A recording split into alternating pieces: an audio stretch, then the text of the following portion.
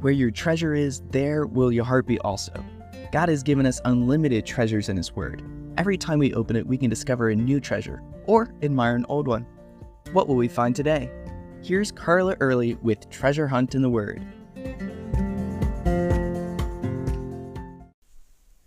When we do something successfully, it's easy to look back and think, I did that before, I can do it again.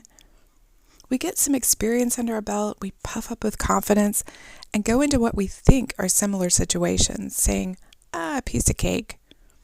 That's when we tend to fall flat on our face, isn't it? And it's because we're approaching the situation with self-confidence instead of God confidence. It comes from thinking, I can do this, instead of, I can do all things through Christ who gives me strength, and humbly depending on Him to do the hard work. When David came before King Saul and volunteered to confront Goliath in battle, we can learn from what he didn't say as much as from what he said. He didn't brag, oh, I killed lions and bears, and this guy doesn't look much compared to them. I can kill him too. No, listen to David's heart here. The Lord who delivered me from the paw of the lion and from the paw of the bear, He will deliver me from the hand of this Philistine.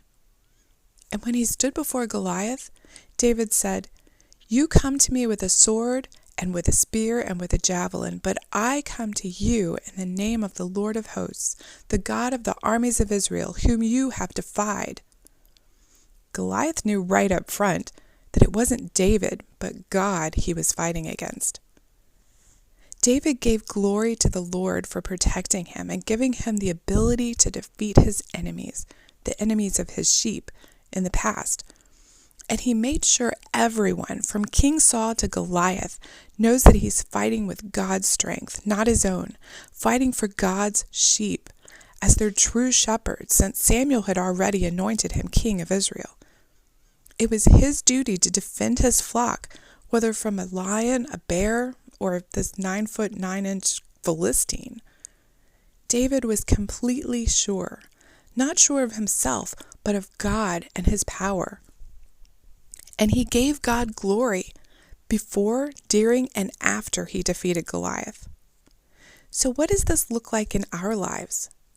As Paul says in Colossians 3:17, whatever you do, in word or deed, do all in the name of the Lord Jesus.